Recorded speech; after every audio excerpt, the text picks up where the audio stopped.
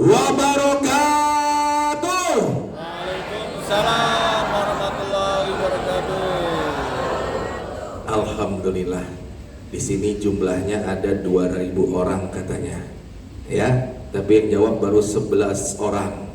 Sekali lagi ya, Assalamualaikum warahmatullahi wabarakatuh. Alhamdulillah. Alhamdulillahirabbil alamin. Alhamdulillahilladzi arsala rasulahu bil huda wa dinil haqq liyudhhirahu 'ala dini kullihi wa kafa billahi syahida. Asyhadu an la ilaha illallah wahdahu la syarikalah wa asyhadu anna Muhammadan abduhu wa rasuluhu la nabiyya ba'da. Allahumma shalli wa sallim wa barik ala sayyidina Muhammad wa ala ali sayyidina Muhammad, amma ba'du. Yang kami hormati dan kami muliakan Bapak Direktur Jannah Firdaus, Bapak Haji Rahmat Syam Karya Putra beserta seluruh staf dan jajarannya. Yang kami hormati dan kami muliakan Bapak Mr. Wael Ahmed, alhamdulillah sudah hadir bersama dengan kita, CEO dari Jannah Firdaus dan juga CEO Global Countries beserta Ibu Yula Ahmed. Dan yang kami banggakan dan kami sayangi, para leader-leader dari Jannah Firdaus. Mana leader-leadernya? Boleh angkat tangan? Mentor-mentornya? Oke, alhamdulillah sudah hadir semua di sini ya.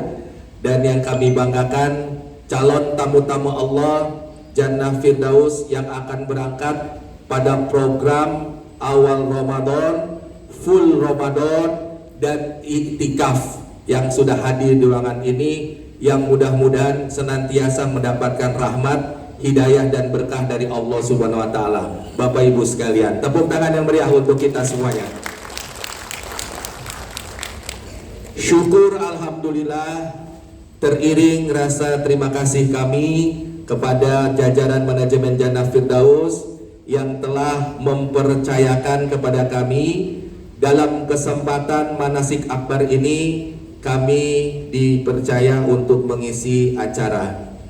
Bapak Ibu yang dirahmati Allah Subhanahu wa taala, jika hari ini kami berbicara di hadapan Bapak Ibu sekalian, bukan berarti kami lebih paham, kami paling mengerti tentang tata cara dan ibadah umroh. Bukan berarti kami yang berbicara depan Bapak Ibu merasa lebih tahu, sok tahu. Jadi mohon izin, kami hanya ingin berbagi pengalaman saja. Boleh Bapak Ibu? Ya, jadi di sini tidak ada menggurui dan digurui. Apa yang kami sampaikan tentu jauh dari sempurna. Oleh karena itu, jika Bapak Ibu belum puas, nanti atas materi yang saya bagikan, Bapak Ibu silahkan terus mencari tahu, mencari ilmu dari guru-guru Bapak Ibu sekalian. Setuju? Ya, karena waktunya juga terbatas. Akan kami sampaikan berdasarkan pengalaman yang kami miliki. Segala puji bagi Allah, Tuhan seluruh semesta alam, yang telah melimpahkan rahmat dan hidayah kepada kita semuanya, sehingga kita bisa hadir di ruangan ini yang insya Allah dalam keadaan sehat walafiat. Salawat dan salam tak lupa kita haturkan kepada junjungan kita Nabi besar Muhammad sallallahu alaihi wasallam. Semoga juga tercurah kepada seluruh keluarga beliau, para sahabat-sahabatnya dan pengikutnya hingga yaumil akhir. Dan bagi kita yang senang bersalawat kepada beliau, yang senang melantunkan salawat dan cinta kepada baginda Rasulullah sallallahu alaihi wasallam, insya Allah mudah-mudahan nanti di akhirat mendapatkan syafaat dari baginda Rasulullah Muhammad SAW. Amin ya Rabbal Alamin. Mari Bapak Ibu kita buka dengan baca basmalah. Bismillahirrahmanirrahim. Bapak Ibu sekalian, selama dalam pemaparan materi ini, Bapak Ibu boleh perhatikan layar, lalu juga perhatikan saya sebagai pembawa acara, ya. Dan untuk memulai acara kita, saya tidak mau Bapak Ibu wajahnya tegang, serius ya, seperti disampaikan oleh MC kita tadi, bahwa acara kita di sini serius tapi santai dan fokus. Setuju? Nah, sekarang coba latih dulu senyumnya.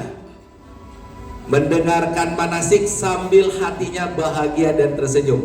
Coba latihan dulu senyumnya. Ya, senyum juga ada ilmu ternyata Bapak Ibu ya. Bagaimana ilmunya? Tarik bibirnya 2 cm kanan, 2 cm kiri. Lalu dagunya ditarik ke belakang. Agak dibuka sedikit mulutnya sehingga giginya kelihatan. Tulang pipinya diangkat. Matanya agak menyipit. Nah, itu tandanya sudah ikhlas mengikuti manasik. Kalau masih begini berarti belum ikhlas. Masih banyak persepsi. Ya, ingat Bapak Ibu, jangan melihat siapa yang berbicara. Setuju?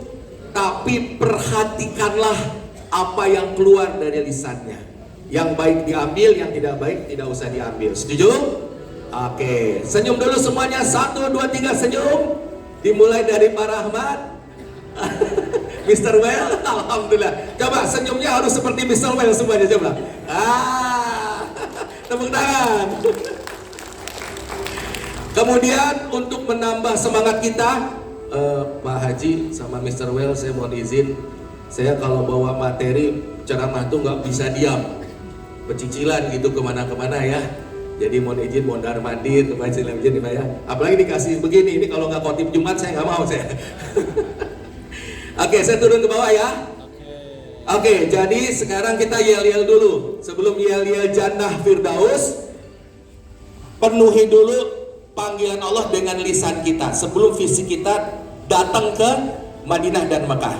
Jadi kalau saya panggil dari depan, umroh, tangan saya begini, Bapak Ibu juga tangan kanannya angkat, lalu ucapkan labbaik.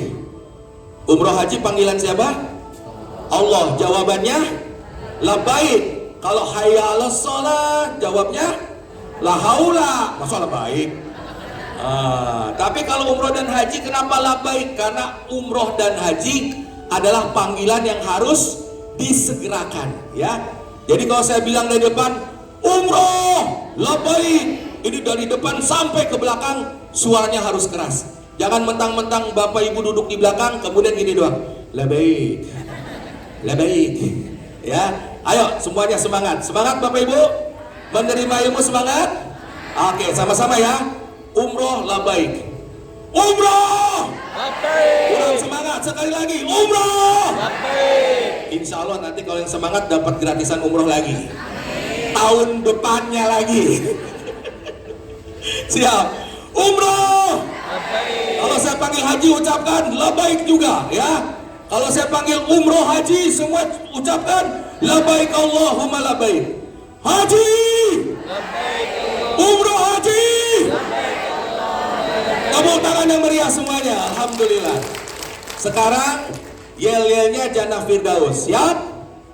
Jannah Firdaus, sahabat meraih. Ini tangannya masih kebayang-bayang zaman pemilu kemarin. Jadi takut gitu begini-begini. Gini aja deh, sahabat, enak kan? Meraih surga, gitu ya?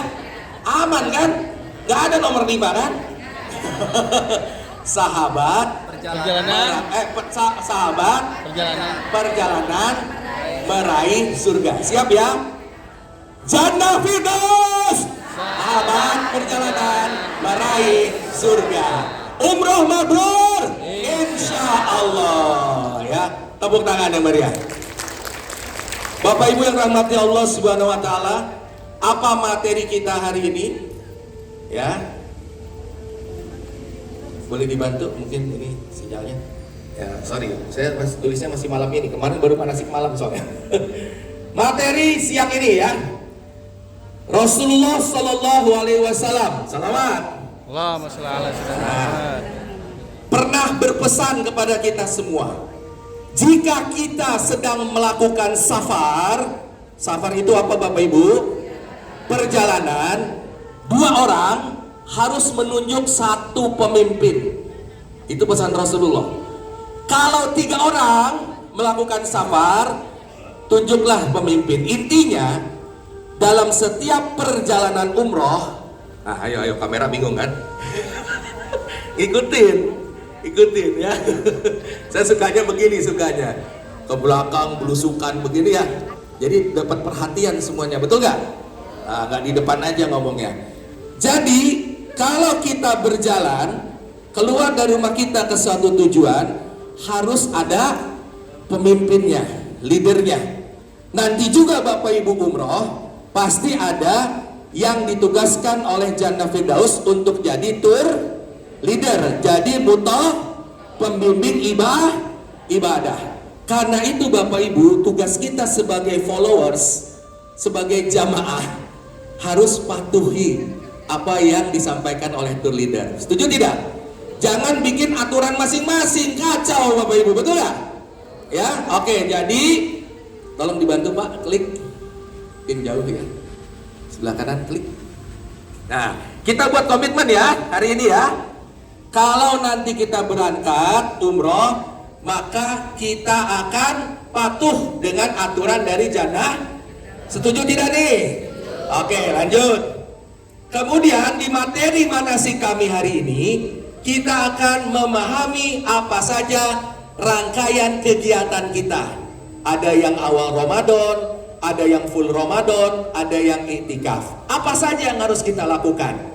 Yang ketiga, materi manasik pada pagi hari ini adalah kita jangan hanya memahami ritualnya saja, hanya memahami tata cara ibadahnya saja, tapi juga harus memahami makna dari ibadah tersebut. Karena apa? Ratusan ribu orang Muslim Indonesia datang ke Ka'bah, bertawaf, bersa'i antara Bukit Sofa dan Marwah. Tapi banyak juga mereka ketika bertawaf bertanya-tanya dalam hati, ini ngapain ya batu hitam dikelilingin? Maksudnya apa saya berkeliling seperti ini? Betul tidak? Coba yang pernah berangkat umroh, pernah nggak Anda bertanya demikian? Iya, jadi kalau bisa ketika manasik seperti ini dijelaskan sejelas-jelasnya. Kenapa manusia diperintahkan untuk bertawaf, bersa'i antara Bukit Sofa dan Marwah? Sehingga di sana tidak ada lagi pertanyaan-pertanyaan mendasar. Setuju? Jadi tinggal menikmati saja perjalanan itu, karena sudah paham. Oh, tawaf ini maksudnya begini. Sa'i Allah berpesan kepada manusia begini. Tujuannya selesai umroh supaya saya begini. Ini yang akan kami jelaskan. Izin Bapak Ibu ya, bukan sok tahu, bukan sok pinter, berbagi pengalaman. Kalau ada yang kurang dari saya, tentu pasti banyak kekurangannya. Nanti Bapak Ibu lengkapi dengan guru-guru yang ada di tempat Bapak Ibu masing-masing. Siap? Materi berikutnya adalah di akhir acara manasik kita akan bermuhasabah. Apa itu muhasabah Bapak Ibu? Mengenal siapa diri kita, mengenal untuk apa kita berangkat umroh, memahami apa yang harus kita lakukan setelah kita berangkat umroh. Perubahan seperti apa yang diinginkan dari perjalanan ibadah umroh. Setuju? Lalu izinkan saya menutup dengan doa. Jadi ini rangkaian acara manasik pada pagi sampai dengan siang hari nanti. Mari klik, kita berserah diri kepada Allah, luruskan niat, dan manfaatkan waktu yang tersedia yang hanya cuma beberapa menit ini ke depan untuk fokus mendalami ilmu manasik umroh. Ya, klik, kita mulai. Dibantu ya Mas ya, dibantu. Apa fadilah umroh yang paling utama? Fadilah umroh yang paling utama adalah Bapak Ibu sekalian, untuk kita mengenal diri kita. Jadi kalau kita dengar nasihat dari guru-guru kita, dari ustadz, apalagi kita melakukan perjalanan spiritual yang jauh dari tempat tinggal kita, maka tujuannya adalah untuk lebih mengenal tentang siapa diri kita, dari mana kita berasal, Mau apa kita di dunia ini? Siapa yang menciptakan kita? Dan setelah meninggal kita mau kemana? Jelas Bapak Ibu sekalian, ya. Jannah Firdaus. Oh, pada bengong semua nih, kayak terhipnotis ya. Oke. Ayo, jangan sampai kehilangan kesadaran Bapak Ibu ya. Jannah Firdaus, sahabat meraih, alhamdulillah, umroh, salah. Apa yang kedua? Umroh mabrur, insya Allah. Umroh haji, umroh haji. Tepuk tangan dulu ya. Man arofa nafsah faqad arofa robbahu. Manusia yang kenal dengan dirinya, sangat kenal dengan dirinya, pasti dia akan menemukan guru sejati di dalam dirinya yang akan menuntun dia untuk mengenal siapa sang pencipta. Setuju? Jadi tujuan Bapak Ibu berangkat umrah tuh bukan mengumpulkan bekal sebanyak-banyaknya. Kumpulkan kurma sampai 5 kilo, baju gamis, betul, nggak apa-apa. Tapi itu hanya bagian daripada kesenangan kita berangkat Yang paling penting pulang umroh harus berubah, betul nggak? Seperti apa perubahan yang kita inginkan? Contoh, misalnya ada ibu-ibu ya, ibu-ibu. Waktu belum dia berangkat umroh, semua dikomentarin, tetangga dikomentarin, suami begini diceritain ke tetangga, ya semua dikomentarin. Dalam tanda kutip apa? Komentator, ya cerewet. Terkadang akhirnya nggak bisa membedakan mana cuma cerita curhat, mana gibah dan gosip, betul? Pulang umroh diharapkan apa? Perubahan. Jadi lebih kalem sedikit, ya. Ketika ada ibunya temennya lagi kumpul arisan sama-sama ibu-ibu sosialita, ya. Lalu udah mulai mau gosip, ya. Jeng, tahu gak sih ada berita terbaru loh tentang istrinya Pak Ismail? Apa tuh? Ih, masa hari gini gak tahu sih? Waktu belum umroh, wah, cerita. Aduh, mohon maaf, tangan saya ini sudah pernah menyentuh Baitullah Ka'bah. Saya pernah berdoa, bersujud di Hijar Ismail. Saya sudah berkomitmen kepada Allah di Raudhah. Saya di situ berdoa, ya Allah, saya harus berubah. Jadi maaf ya Jeng, kalau untuk ngegosip, ngegibah, udah nggak zamannya lagi. Bukan soalim, Bu Hajah dasar, biarin aja. Diledekin Bu Hajah, betul? Lebih baik orang ngeledek kita alim daripada sok jadi ahli neraka. Jelas Bapak Ibu ya?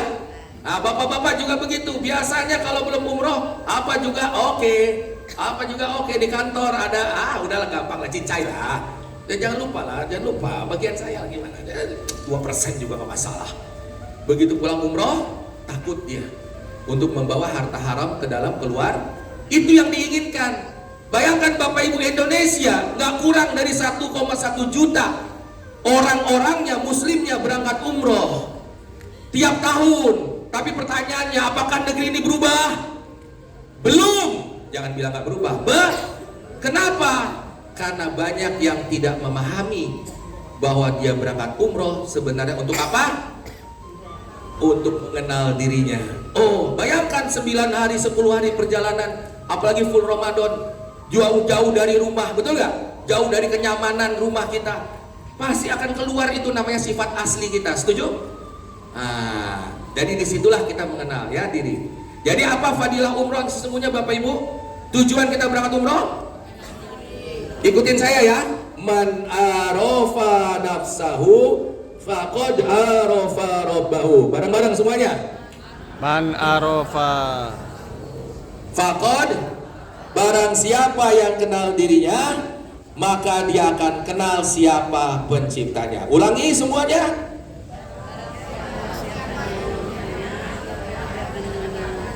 Jadi pulang umroh harus komitmen berubah jadi lebih lebih soleh, lebih soleha. Amin ya robbal alamin. Lanjut, klik. Lalu apa yang kita lakukan Bapak Ibu? Klik selama kita berjalan selama 10 hari, berjalan selama 15 hari, apalagi full Ramadan 30 hari, mau ngapain aja. Ya stop dulu ya. Satu, tentu saja niat kita beribadah umroh semampu kita, sebanyak yang kita mampu. Betul gak? Kalau capek istirahat supaya bisa umroh lagi. Setuju? Ini tujuan kita. Kita ke sana dengan melaksanakan rukun umroh. Yang kedua, jangan lupa Bapak Ibu, pastikan selama kita ada di Madinah, selama kita melihat Masjid Nabawi, selama kita ada di Mekah, selama kita bisa melihat Masjidil Haram dari hotel kita, maka jangan sampai Bapak Ibu kalah tarung. Sholatnya di kamar, sholatnya di musola hotel. Turun, usahakan ya, sebelum azan, sebelum muazin memanggil, kita sudah ada di dalam masjid. Setuju? Kedua, ketiga, memaksimalkan sholat sunnah. Apa saja sholat sunnah dalam syariat Islam? Contoh, satu, sholat tahajud, sholat witir, apalagi? Sholat sunnah rawatib, 2 rakaat sebelum subuh, apalagi? 2 rakaat atau 4 rakaat sebelum dan setelah zuhur. Ya, kita saling mengingatkan ya. Sebelum asar, habis asar boleh sholat gak? Gak boleh, dia yang lupa-lupa, jadi supaya diingatkan. Maghrib, setelah maghrib. Isya, sebelum dan setelah, full diusahakan, jangan ada yang lewat. Lalu antara jam 7 sampai jam 11 sholat apa? Taraweh. Pagi duha. Ya, saya juga salah ya, bilangnya jam 7 sampai jam 11 aja, maka jawabnya taraweh. Duha. Nanti kita di Ramadan sholat apa? Taraweh. Bismillah. Awalnya mungkin Bapak Ibu gak kuat berdiri 1 jam, karena biasa di Indonesia nyari yang 11 rakaat, terutama yang imam bacaannya pendek-pendek. Begitu umroh kaget dia, pengen kencing, lama banget. Bismillah Bu. Makanya sebelum taraweh saya ingatkan, itu mulai dari jam 10 biasanya setelah sholat isya sampai jam 12, bahkan bisa lebih. Siap? Siap? Coba mana tangannya? Siap? Gitu ya. Ini dia sholat tarawih paling nikmat. Begitu mulai bismillah, habis al-fatihah, alif lam mim zalikal, siap-siap al-baqarah Bu.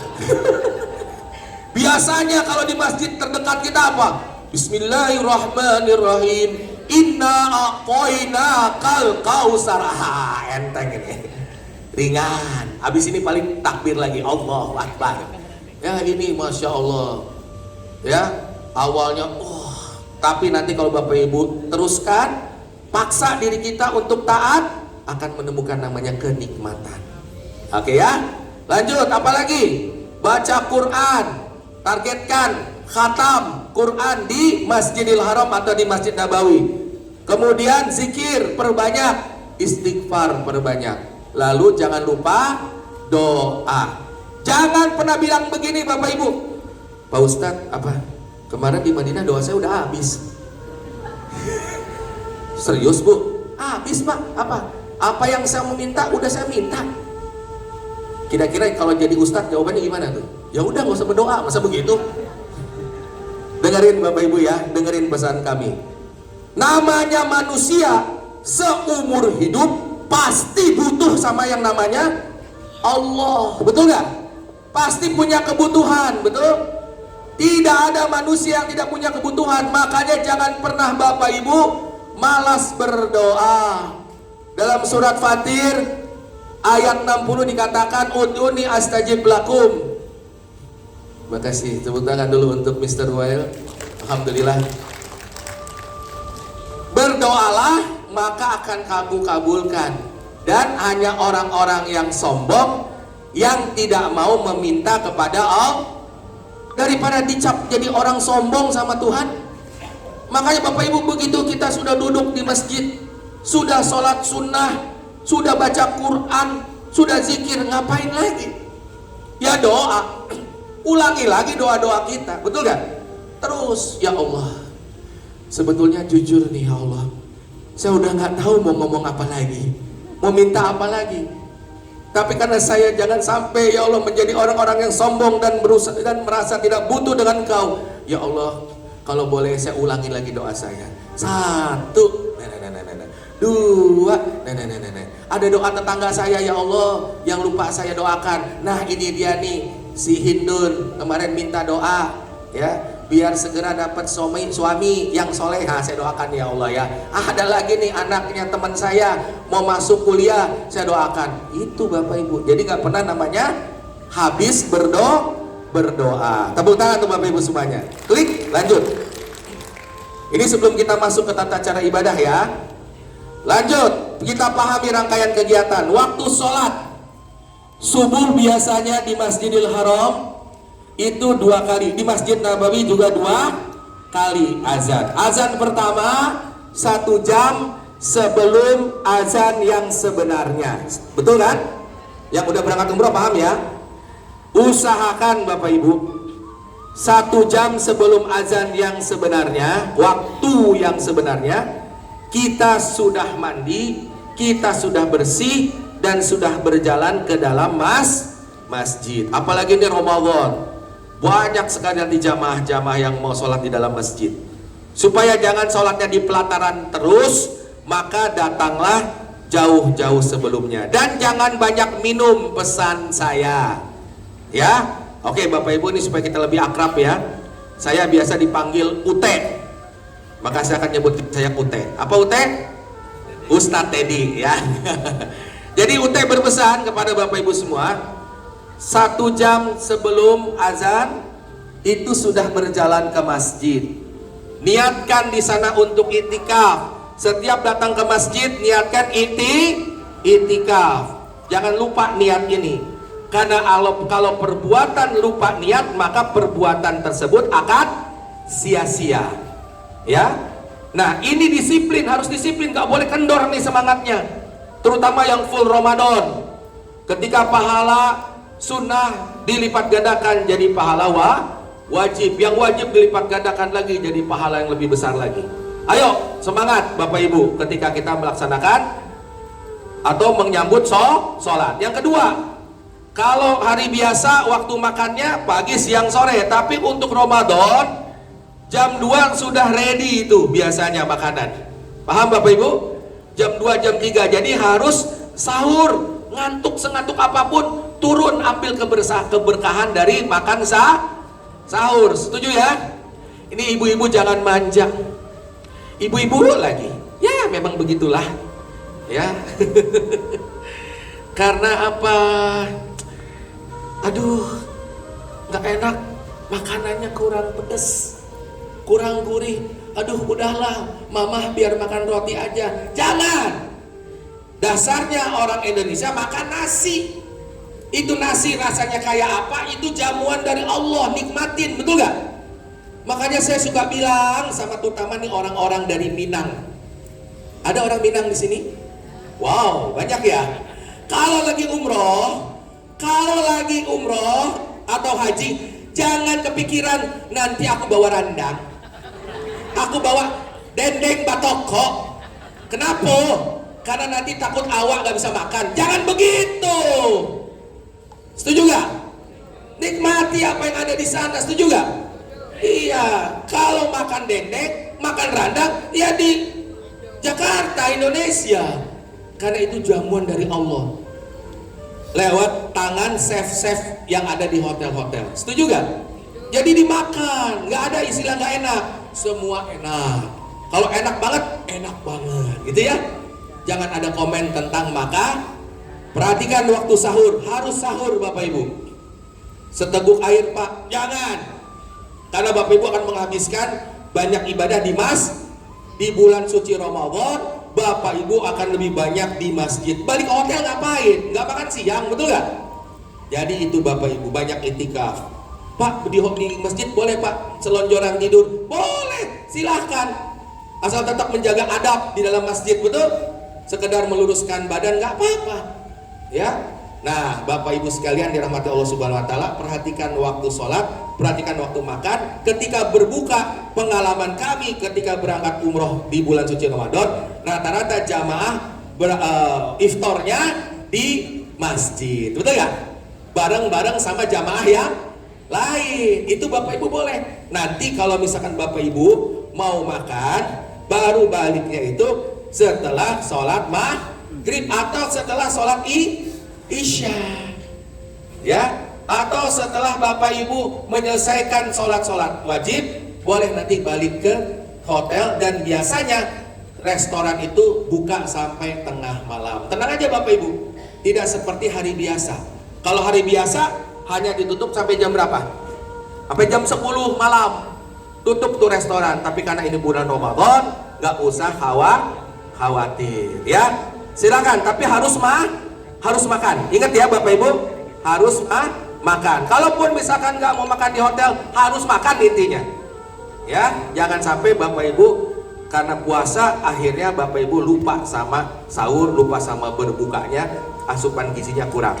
Yang kedua apa Bapak Ibu perhatikan, kalau memang sudah tidak dalam keadaan tidak fit, maka jangan minum yang dingin, minum air biasa saja untuk menjaga kesehatan. Biasanya yang terjadi apa? Penyakit orang umroh terjadi di tolisitin apa? Di sini radang tenggorokan, nah batuk, ya, kemudian pilek. Siapkan obat-obat yang bisa cocok sama Bapak Ibu sekalian, ya. Lanjut. Kemudian apa lagi yang harus dipersiapkan? Waktu istirahat, karena ini bulan Ramadan, otomatis waktu tidur kita sangat terbatas. Tapi Bapak Ibu juga harus mengatur waktu istirahat ini. Jadi kalau kembali dari dari masjid itu jam 1 malam, walaupun jam 2, jam 3 itu bangun lagi, mohon maaf, jangan suka Bapak Ibu bilang begadang aja, ya. Udah, saya nggak usah tidur, besok sudah mau sahur, sudah mau subuh. Minimal Bapak Ibu tidurlah walaupun 1 atau 1,5 jam. Paham Bapak Ibu? Karena namanya badan ini butuh istirahat, ya. Tidur Bapak Ibu, jangan begadang, ya. Lanjut. Komunikatif, nanti kan Bapak Ibu akan ada WA group, ya. Perhatikan petunjuk-petunjuk dari tour leader atau dari travel kita yang tercinta lewat via WA group. Perhatikan itu. Jadi harus komunikatif. Ada yang sakit, lapor. Ada yang kurang bagaimana, lapor, ya. Jangan Bapak Ibu merasa biar saya tanggung sendiri, ini nggak apa-apa. Jangan. Laporkan setiap keadaan Bapak Ibu kepada tour leader kita. Insya Allah travel kita Jannah Firdaus akan siap melayani Bapak Ibu dengan baik dalam keadaan sehat, apalagi dalam keadaan Bapak Ibu nanti kalau kena sakit. Tepuk tangan dulu dong buat travel kita, ya. Klik lagi. Lanjut. Nah, selama di sana pesan UT adalah jadilah magnet kebaikan dan serap energi positif yang Bapak Ibu temukan di Madinah dan di Mekah Al-Mukarramah. Apa aja? Senyum dengan orang, berbaik sangka, betul? Tebarkan salam. Pokoknya benar-benar seperti di surga. Ya, semua masalah yang ada di Jakarta, di Bekasi, di Bandung, di kantor, di arisan rumah, komplek, ya, udah jangan dipikirin, ikhlaskan, betul? Ya, jangan lagi Bapak Ibu, kepikiran rumah, kepikiran ini. Nah, ya, yang kedua, turunkan ego. Mohon maaf, UT bukan bermaksud untuk menghina atau merendahkan. Mohon maaf, ini pengalaman UT, mimpin jamaah dari mulai menteri, sekretaris menteri, sampai tukang sapunya menteri. Ya, itu penyakitnya manusia itu apa? Sombong, sok belagu, merasa punya duit, merasa sudah jadi pejabat di Indonesia. Hello. Kalau ada perasaan-perasaan seperti itu, Anda lawan Bapak Ibu, karena Anda akan menikmati umroh Anda nanti, betul nggak? Di Jakarta saya ini kan, mohon maaf Pak, saya ini kan direktur. Ini kan kalau di Bandung saya ini kan komisaris. Saya kan pimpinan pesantren. Saya ustadz Pak, kiai. Semua orang kalau kepada saya cium tangan. Begitu Bapak Ibu berangkat umroh, cus naik pesawat. Kok bisa sih dari sekarang dilatih ya? Nggak ada. Anda itu siapa? Siapa Anda itu? Orang Arab nggak ada yang tahu. Orang Indonesia yang ketemu dengan Anda nggak tahu kalau Anda itu CEO. Nggak ada yang tahu kalau Anda itu ustadz, kiai, ibu ustazah, yang setiap orang ketemu cium tangan. Halo? Turunkan ego. Anda akan menikmati perjalanan umroh ini. Setuju? Berani menyapa jamaah lain. Ini dari hari pertama, hari kedua, ketiga sama-sama jamaah satu bus gak mau nyapa. Makanya orang sombong tuh capek Bapak Ibu. Udah ngedongak ke atas jalannya, jinjit-jinjit, capek. Gak ada yang tahu kalau di sana tuh gak ada yang tahu kalau Anda punya pesantren. Gak ada yang tahu kalau rumah Anda tingkat 10, gak ada yang tahu. Anda punya apartemen, gak ada yang tahu apa yang bisa disombongkan. Saya melihat dari jamaah-jamaah yang saya bimbing, kalau umroh itu 15 hari, 12 hari, dia capek sendiri. Di hari keempat baru dia nyerah. Baru dia negur orang. Ya, dari hari pertama dong tegur itu teman satu busnya, betul gak? Assalamualaikum, ibu dari mana? Jakarta. Sambil betulin kacamata. Ibu, apa sehari kegiatannya? Oh, banyak. Saya orang bisnis. Capek sendiri Bu. Saya hanya ibu rumah tangga. Walaupun Anda punya perusahaan, ledahkan hati Anda.